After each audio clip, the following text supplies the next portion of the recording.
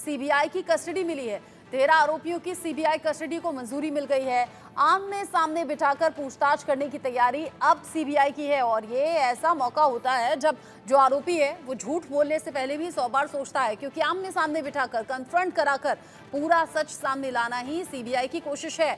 Patna high court ने 13 आरोपियों की कस्टडी सीबीआई को दी है और इन 13 आरोपियों को अब सीबीआई आमने सामने बिठाकर पूछताछ करेगी। नीट पेपर धांधली में और कितने नाम सामने आ रहे हैं ये एक एक करके मालूम पड़ रहा है। साथ ही साथ आमने सामने बिठाकर पूछताछ करना ये एक बड़ी स्ट्रैटेजी भी है सीबीआई की। 13 आरोपियों को सीबीआई की कस्टडी मिल गई है और अब सीबीआई की कस्टडी में इन 13 आरोपियों को आमने सामने बिठाकर अब पूछताछ सीबीआई की टीम करने वाली है। बड़ी खबर इस वक्त की, जिस तरीके से अभी तक नीट पेपर लीक कांड में बड़े खुलासे हुए हैं, बड़े अपडेट मिले हैं, उसके बाद माना यह जा रहा है कि 13 आरोपियों को जब आमने सामने बिठाकर पूछताछ होगी तो कई बड़ी जानकारियां भी सामने आएंगी, क्योंकि राकेश उर्फ रॉकी अभी हाल ही में पकड़ा गया है, जिससे बड़े खुलासे भी हुए हैं। बड़ा अपडेट एक और आप जानिए। आप नीट पेपर लीक का सरगना जिसकी तलाश अभी भी चल रही है, संजीव मुखिया नाम का ये सरगना जो अभी भी न जाने कहां छिपकर बैठा है। सीबीआई संजीव मुखिया की लोकेशन का पता लगाने में जुटी है। जो हाल ही में गिरफ्तारी रॉकी नाम के शख्स की हुई है, आरोपी की हुई है, उससे भी संजीव मुखिया के बारे में डिटेल खंगाली जा रही है। पटना, कोलकाता समेत कई ऐसे शहर हैं जहां पर संजीव मुखिया को ढूंढा जा रहा है। पटना, कोलकाता समेत 4 ऐसे शहर जहां पर सीबीआई ने छापेमारी की है। दर्जन भर से ज्यादा ठिकानों पर सीबीआई ने छापेमारी की है। दर्जन भर जगह जब सीबीआई की टीम पहुंच रही है, संजीव मुखिया को तलाश रही है, क्योंकि जो मेन सरगना अभी तक कहा जा रहा है, यानी कि जो मास्टरमाइंड कहा जा रहा है इस पूरे पेपर लीक कांड का, वो संजीव मुखिया के तौर पर सामने आ रहा है। जावेद हुसैन दिल्ली से जुड़ गए हैं, रितेश मिश्रा जो कि बिहार के पटना से जुड़े हुए हैं, जयेश सोनी गुजरात के सूरत से मेरे साथ में मौजूद हैं। सबसे पहले जावेद, आपका रुख करते हुए, रॉकी की गिरफ्तारी हुई है और उसके बाद संजीव मुखिया की तलाश और ज्यादा तेज हो गई है। अब ये जो 13 आरोपी हैं जिन्हें सीबीआई कस्टडी में लेकर आमने सामने बिठाकर पूछताछ कर रही है, क्या कुछ शक गहरा रहा है और क्या आमने सामने बिठाकर पूछताछ करने में पूरा सच सामने आने के चांसेस हैं? जी बिल्कुल, देखिए जो 13 लोग हैं जिसे पहले ईओयू ने गिरफ्तार किया था इस नीट यूजी स्कैम मामले में, और अब कोर्ट से मंजूरी मिल गई और सीबीआई इन 13 जो लोग हैं, आरोपी हैं, इनको रॉकी यानी राकेश रंजन के सामने कन्फ्रंट कराएगी। इसमें नीट स्कैम में जो पेपर लीक का जो पूरा मामला है, एक सीक्वेंस ऑफ पूरा स्कैम का जो क्राइम है, इसको लेकर एक एक सीक्वेंस को जोड़ने की कोशिश करेगी, क्योंकि जो अमन और बंटी, इसके अलावा ओसिस प्रिंसिपल जो हैं, इसके अलावा इम्तियाज हैं, और साथ ही जो रंजीत और सनी है, इनकी गिरफ्तारी के बाद जो एक sequence of scam paper leak है, वो सीबीआई काफी हद तक एक सीक्वेंस को मैच करने में कामयाब हुई है। अब जो पहले लोग जो पकड़े गए थे ईओयू के जरिए इस पूरे स्कैम में, उनको बैठाकर रंजीत यानी रॉकी से कन्फ्रंट कराया जाएगा। इसमें कई ऐसी चीजों को मैच कराया जाएगा जो बाकी आरोपियों के आमने सामने, क्योंकि सीबीआई अब तक सभी आरोपियों को आमने सामने कन्फ्रंट करा चुकी है। जो लोग इस केस में लग रहा है कि उनसे कुछ चीजें हासिल होनी, क्योंकि देखिए रॉकी अभी गिरफ्तार हुआ है गुरुवार के दिन, और इसके बाद से बंटी, अमन जो कि इनका एसोसिएट्स है, इसके अलावा ओसिस स्कूल के प्रिंसिपल और वाइस प्रिंसिपल, क्योंकि ये लोग एग्जाम सेंटर और उसी स्कूल में कोऑर्डिनेटर्स थे और वहाँ पे नीट का सेंटर पड़ा था एग्जाम का। उसके अलावा जो पेपर वहाँ पे पहुंचा था, उसके साथ उस बॉक्स के साथ टैंपरिंग की गई थी। इसका मतलब कहीं ना कहीं छेड़छाड़ हुआ था और इस पूरे मामले में पेपर को निकाला गया था। और उसी पेपर का जो एक कोड है, जो हर पेपर्स का अपना एक कोड होता है, वो कोड मिला था प्ले लर्न स्कूल के पास जलावा, जहां पर रॉकी और चिंटू पीडीएफ के जरिए एमबीबीएस के जो छात्र थे, उनसे इस पूरे मामले को सॉल्व कराकर वहां पर पेज पे पहुंचाया था। तो अब जो बाकी 13 लोग हैं, क्योंकि इसमें चिंटू देवघर से अरेस्ट हुआ, उसके साथ 5 लोग और अरेस्ट हुए थे, तो ये जो पूरा सीक्वेंस ऑफ स्कैम है, इसमें अब सीबीआई खास तौर से डिजिटल एविडेंस और जो इसके अलावा जो सोशल मीडिया प्लेटफॉर्म का इस्तेमाल किया गया था इस पूरे स्कैम में, उसको पूरा एग्जामिन करना चाह रही। तो जिसके लिए अहम खास है इन 13 लोगों को रॉकी के सामने, क्योंकि ये 13 लोग भी इस पेपर से जुड़े हैं, सबका जो रोल ऑफ स्कैम है सब अलग अलग है। तो इसको पूरी तरीके से मैच करने के लिए, क्योंकि सीबीआई के पास कई ऐसे डिजिटल एविडेंस, उसके अलावा ऑनलाइन जिस तरीके से पेपर गया, किस मेल का इस्तेमाल किया गया, क्योंकि जो कुछ सॉल्वर्स जो गैंग है, जो एमबीबीएस के छात्र हैं, उनके पास ऑनलाइन यानी कि मेल के थ्रू क्वेश्चन पेपर गया था, क्योंकि वो लोग यहाँ पर नहीं आ पाए थे। तो एक हाँ। पूरा जो सीक्वेंस इसको मैच कराने के लिए इम्पोर्टेंट है। और सबसे बड़ी बात ये है कि संजीव मुखिया वो इस वक्त कहाँ पे, क्योंकि जब रॉकी फरार चल रहा था तो इस दरमियान करीब 17 दिन हो चुके थे।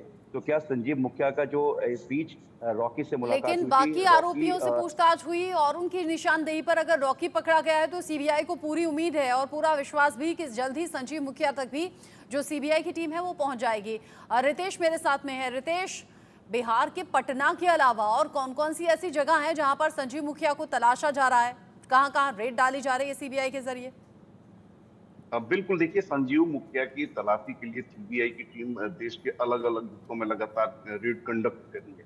जो सोर्सेज है हमारे सीबीआई के अंदर, उनके अनुसार जो है उड़ीसा में भी सीबीआई की टीम जो है उसे ये जानकारी मिली है कि वहां पर छुपा हो सकता है, क्योंकि उड़ीसा से भी इसके कई सारे संबंध निकलकर सामने आए हैं संजीव मुखिया के।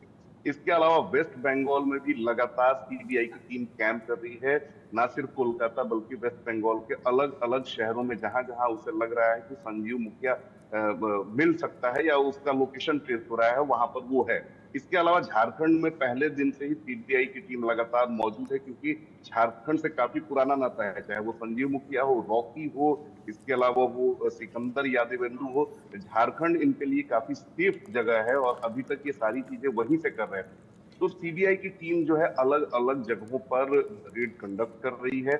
इसके अलावा नेपाल में भी सीबीआई की टीम लगातार मौजूद है, क्योंकि नेपाल से ही सबसे पहला इनपुट आया था कि नेपाल में रॉकी और संजीव मुखिया मौजूद हो सकते हैं।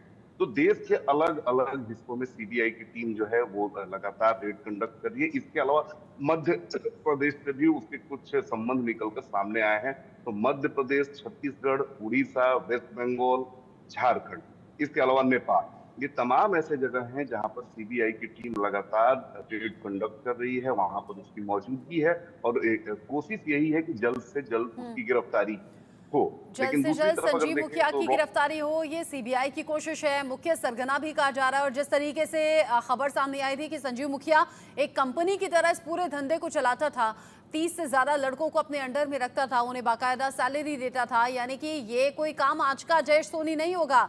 हो सकता है कि इससे पहले भी इस तरह की धांधलियों में शामिल रहा हो। जी बिल्कुल, ये जो पूरा मामला है पूरी तरह से ऑर्गेनाइज तरीके से सामने आया है। पूरा प्लान बनाकर उसका पूरा आयोजन करके लोगों को अपनी अपनी ड्यूटी सौंपी गई थी। कौन क्या रोल निभाएगा उसकी पूरी तैयारी कर दी गई थी और इस तरह से पूरा स्कैम जो है वो किया गया था और उसके अंदर अलग अलग जगहों पर अलग अलग तरह से ये पूरी जो है वारदात को अंजाम दिया गया था। कह सकते हैं कि ये पूरा जो मामला है वो अलग अलग राज्यों के स्टूडेंट्स और उनको फायदा पहुंचाने के लिए पूरी तरह से तैयारी करके आगे से प्लानिंग करके ये पूरी चीजों को अंजाम दिया गया है।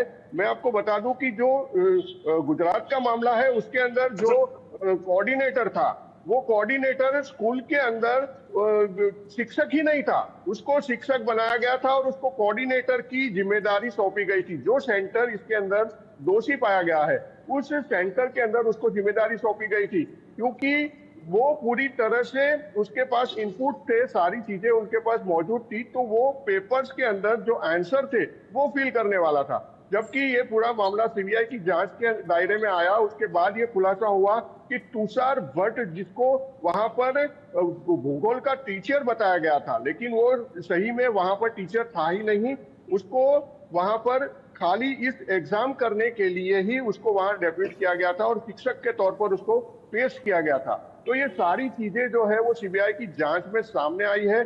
पूरी तरह से जो लोग थे वो किस किस एंगल से काम करेंगे, स्टूडेंट्स के कॉन्टेक्स्ट में कौन रहेगा, पेमेंट का कलेक्शन कौन करेगा, किस तरह से पेपर का जो आंसर की है या क्वेश्चन पेपर है वो किस तरह से किस माध्यम से पहुंचाए जाएंगे बेनिफिशियर को, इस तरह की पूरी तैयारी पूरा प्लानिंग करके ये किया गया था। अब जब सीबीआई की जांच के अंदर अलग अलग तरह के जो तथ्य सामने आ रहे हैं तो उसके बाद जो सीबीआई है वो तमाम आरोपियों को इकट्ठा करके उनके रोल क्या थे, किस तरह से उन्होंने इस पूरी जो कॉन्स्पिरेसी है उसको अंजाम दिया था, उसके बारे में पूछताछ करेगी। और इसमें जैसे आपने बताया कि झूठ बोलने की गुंजाइश बहुत ही कम हो जाएगी। आरोपी जो है उसको सच कबूल करना पड़ेगा और जो मुख्य आरोपी है उस तक पहुंचने के लिए भी सीबीआई को बहुत सारे इनपुट्स इस तरह की पूछताछ के दौरान मिल सकते हैं। यही तो योजना है सीबीआई की और इस तरह से पूछताछ करके सारी जो कड़ियां है वो जोड़ के सीबीआई आगे की क्योंकि जांच अभी तक अपनी भी कड़ियां बढ़ाएगी। जोड़ी अलग-अलग गई हैं और कड़ियां जोड़ने के आधार पर ही जो अभी तक कामयाबी सीबीआई को मिली है या फिर ये कहिए जो सबूत हाथ लगे हैं वो अभी तक की पूछताछ का ही नतीजा है। लेकिन जावेद, रॉकी की गिरफ्तारी होना मतलब एक कड़ी तो जुड़ गई है अब संजीव मुखिया से सीधे सीधे, क्योंकि अब संजीव मुखिया की तलाश जब सीबीआई कर रही है, हो सकता है रॉकी से कुछ ऐसे इनपुट मिले जिसके बाद गिरफ्तारी पॉसिबल हो सके अभी आने वाले कुछ वक्त में। जी बिल्कुल, आपका सवाल बिल्कुल सही है, क्योंकि जिस तरीके से NEET UG scam paper leak मामले में बिहार में 3 और 4 तारीख को पूरी तरीके से ये जो गैंग है इन्होंने उन करीब 35 बच्चों को वहाँ पर प्ले लर्निंग स्कूल में पूरी तरीके से क्वेश्चंस आंसर्स को रटवाया गया और उसी पेपर जो कि हजारीबाग के तक पहुँचना था रांची से, उसका एक पेपर यहाँ पहुँचा। अब किसके जरिए पहुँचा? और इस बीच जो रॉकी और संजीव मुखिया, क्योंकि ये दोनों आपस में रिश्तेदार भी हैं, तो अमूमन सीबीआई को अभी तक इनिशियल ये लग रहा है कि ये लोग एक साथ ही फरार हुए होंगे और कुछ लोकेशन पे एक साथ रुके होंगे, उसके बाद ये वहां से डाइवर्ट हुए होंगे। लेकिन रॉकी जो करीब 17 दिन में जो फरार चल रहा था, जिसमें लोकेशन भारत से बाहर नेपाल, इसके अलावा वेस्ट बंगाल, झारखंड, बिहार और दूसरे स्टेट्स का भी नाम सामने आ रहा है। तो ऐसे में अब देखना है कि जो रॉकी है वो संजीव मुखिया से क्या इन बीच में उसका कोई संपर्क हुआ था या किसी सोशल मीडिया के थ्रू या कोई कम्युनिकेट हुआ था किसी और के थ्रू जो इन दोनों के बीच की बात कराई हो, या किसी तरीके का क्या फिजिकली मुलाकात हुआ, क्योंकि बहुत अहम रोल है। और रॉकी की गिरफ्तारी अब सीबीआई के लिए बहुत अहम कड़ी है और इसी कड़ी से अब जो सीबीआई की टीम है वो संजीव मुखिया तक पहुंचेगी। लेकिन संजीव मुखिया तक पहुंचने के साथ साथ अब सीबीआई के लिए एक मेन इंपॉर्टेंट ये भी है रॉकी से जानना कि रॉकी के फोन पे जो वो पीडीएफ का पूरा क्वेश्चंस पेपर है वो कहां से पहुंचा, उसका पीछे का चेन क्या है,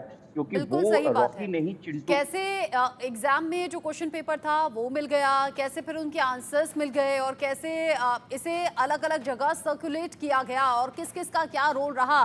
सीबीआई तो एक एक पहलू खंगाल रही है, संजीव मुखिया की तलाश है और बाकी पहलुओं पर भी जांच चल रही है।